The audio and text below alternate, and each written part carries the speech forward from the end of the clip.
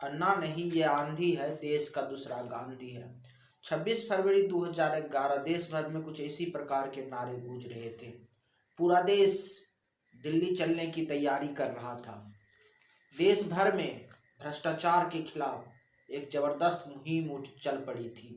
देश के लोग अब भ्रष्टाचार को कतई स्वीकार करने को तैयार नहीं थे।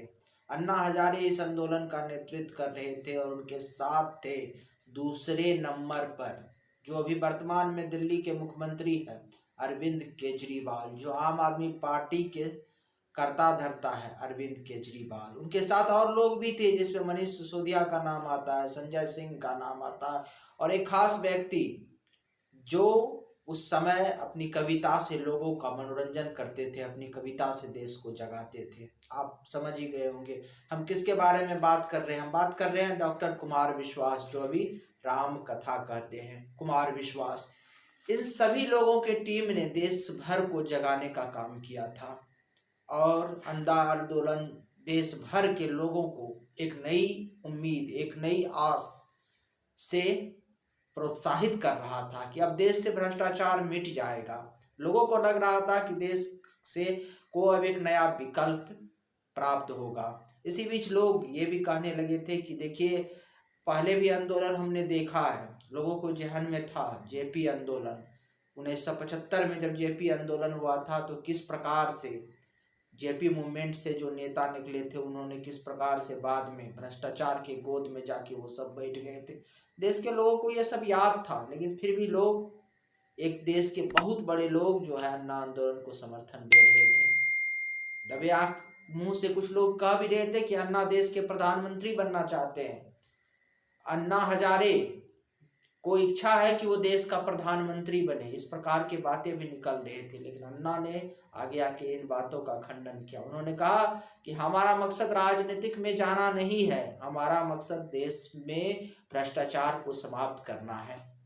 अन्ना ने तो अपना वादा निभाया, वो राजनीतिक के शरण में कभी नहीं गए, उन्होंने अपनी कोई पार्टी नहीं बनाया, लेकिन उन्हें के आंदोलन में उनके साथ आंदोलनरत रहे उनके दूसरे साथी थे अरविंद केजरीवाल, जो इस आंदोलन का भरपूर जिन्होंने फायदा उठाया, जिन्होंने इस आंदोलन को फायदा उठाते हुए अपनी एक राजनीतिक पार्टी का गठन कर दिया। और 26 नवंबर 2012 को अरविंद केजरीवाल ने आम आदमी पार्टी का गठन कर दिया। अन्ना हजारे लाख ये खबर चलती रही कि अन्ना हजारे अरविंद केजरीवाल से नाराज चल रहे हैं। अन्ना हजारे नहीं चाहते कि इस आंदोलन के मूल्य पर एक नई पार्टी का गठन हो, लेकिन अरविंद केजरीवाल की इच्छा, अपने अरविंद केजरीवाल के मन में पहले ही राजनीतिक आकांक्षा, राजनीतिक महत्वाकांक्षा जागृत हो गई थी और उनको लग रहा था कि सत्ता में जाना चाहिए था। लेकिन सत्ता में जाने से पहले एक चीज और आप याद कर लीजिए, नोट कर लीजिए, समझ लीजिए, ये पूरे के पूरे आंदोलन किस बात को लेकर थी? जन लोकपाल को लेकर। अन्ना आंदोलन का जिन लोगों ने समर्थन किया था भ्रष्टाचार के साथ, उन सब की इच्छा थी कि देश में जन लोकपाल आए, भ्रष्टाचार मिटे देश से। अरविंद केजरीवाल भी जन लोकपाल का समर्थन करते थे, लेकिन जैसे ही अरविंद केजरीवाल ने पार्टी बनाया, आम आदमी पार्टी का गठन किया 26 नवंबर 2012 को, जन लोकपाल कहाँ गया किसी को पता नहीं। अब लोग जन लोकपाल को भूल चुके हैं। जन लोकपाल का पिछले अन्ना आंदोलन को अभी 12-13 वर्ष हो गया हुए। इन वर्षों में जन लोकपाल का चर्चा एक बार भी नहीं हुआ। किसी को भी याद भी नहीं कि अन्ना आंदोलन क्यों हुआ था। अन्ना आंदोलन की जो पृष्ठभूमि में भ्रष्टाचार मिटाने के साथ साथ जन लोकपाल भी था, सब भूल गए। और इसी आंदोलन से निकली आम आदमी पार्टी। जब 2013 में दिल्ली में विधानसभा का चुनाव हुआ तो आम आदमी पार्टी को 28 सीटें मिली। जो पार्टी, जिस पार्टी का गठन 26 नवंबर 2012 को हुआ था, उसी पार्टी का जब 2013 में दिल्ली में विधानसभा चुनाव होता है तो उसमें उनको 28 सीट पाना लोगों के लिए एक जो है एक कह सकते हैं कि ये कल्पना से परे था। लोगों के लिए एक बहुत बड़ी खबर थी। लोगों को लगने लगा था कि अरविंद केजरीवाल और आम आदमी पार्टी, जिस प्रकार से अन्ना आंदोलन की मुहिम से निकलने वाले अरविंद केजरीवाल वादा करते थे, अन्ना वादा करते थे कि देश से भ्रष्टाचार मिट जाएगा, अब ये लोग मिलकर देश से भ्रष्टाचार को समाप्त कर देंगे। फिर अरविंद केजरीवाल दिल्ली के मुख्यमंत्री बन गए, लेकिन यहाँ भी देखिए राजनीतिक क्या क्या करवा देती है। जिस कांग्रेस के खिलाफ ये पूरा अन्ना मूवमेंट चल रहा था, उसी कांग्रेस के समर्थन से, क्योंकि अरविंद केजरीवाल के पास केवल 28 सीटें था और दिल्ली विधानसभा में 70 सीटें हैं, बहुमत के लिए 35 सीटें की आवश्यकता होगी, लेकिन कांग्रेस ने अरविंद केजरीवाल को बाहर से समर्थन दिया और अरविंद केजरीवाल 28 दिसंबर 2013 को पहली बार कांग्रेस की सहायता से दिल्ली के मुख्यमंत्री बन गए। दिल्ली के मुख्यमंत्री बनते ही पहले 49 दिन उनकी सरकार चली और इस 49 दिन में अरविंद केजरीवाल ने लोगों से वादा किया कि वो सरकारी सुविधा नहीं लेंगे, किसी भी प्रकार का जो सरकारी सुविधा मिलता है दिल्ली के मुख्यमंत्री के तौर पर, वो उन चीज़ों को नहीं लेंगे। उनके पास एक छोटी सी गाड़ी थी जब वो आंदोलन कर रहे थे, वही छोटी गाड़ी में वो चलेंगे, वो सरकारी गाड़ी नहीं लेंगे, वो बड़े घर नहीं लेंगे। पहले 49 दिन में उन्होंने लिया भी नहीं। ये सारे वादे उन्होंने किया, लेकिन अरविंद केजरीवाल ने एक वादा आम आदमी पार्टी के गठन से पहले भी किया था, अन्ना आंदोलन में जब वो थे, जब अन्ना ने वो वादा लोगों से किया था कि वो राजनीतिक में नहीं आएंगे, वो राजनीतिक पार्टी नहीं बनाएंगे, तब उस वादे में अरविंद केजरीवाल का भी हाथ था। लेकिन लोग भूल चुके थे, जब 2013 आया और अरविंद केजरीवाल ने आम आदमी पार्टी बनाया, तरह तरह के नेताओं पे उन दिनों उन्होंने भ्रष्टाचार का आरोप लगाया, जिनमें आज कुछ उनके साथ भी हैं। तो लोग भूल चुके थे इन चीज़ों को, क्योंकि अपने देश के लोगों को भूलने की आदत है। लोग बहुत जल्दी चीज़ों को भूल जाते हैं, लोगों को याद नहीं रहता। आज भी लोगों से पूछिए कि आम आदमी पार्टी का गठन क्यों हुआ था, या अन्ना आंदोलन का जो पूरा के पूरा मूवमेंट था वो क्यों चला था, तो बहुत सारे लोग आपको नहीं बता पाएंगे, अलग अलग प्रकार के जवाब देंगे। और अब उन चीज़ों को लोग याद भी नहीं करना चाहते। कोई नहीं बताएगा कि ये पूरा के पूरा मुहिम जन लोकपाल लाने के लिए था, ये पूरा के पूरा मुहिम भ्रष्टाचार के खिलाफ था।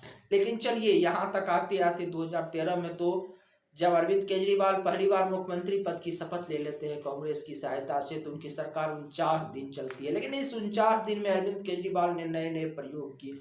लोगों को लगा कि अब देश में कांग्रेस और बीजेपी के बाद एक नया विकल्प उभर के सामने आया है। अब देश की राजनीतिक जो है बदल जाएगी। देश की राजनीतिक जो अभी तक लोग उब चुके थे, भ्रष्टाचार से उब चुके थे, जाति की राजनीति से उब चुके थे, धर्म की राजनीति से, उन तमाम लोगों को लगा था कि अब एक नया विकल्प देश में तैयार हो गया है।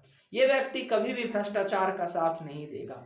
इस व्यक्ति पे कोई भ्रष्टाचार के मामले में हाथ नहीं उठा सकता है, क्योंकि ये तो भ्रष्टाचार के खिलाफ आंदोलन करके ही यहाँ तक पहुँचा है।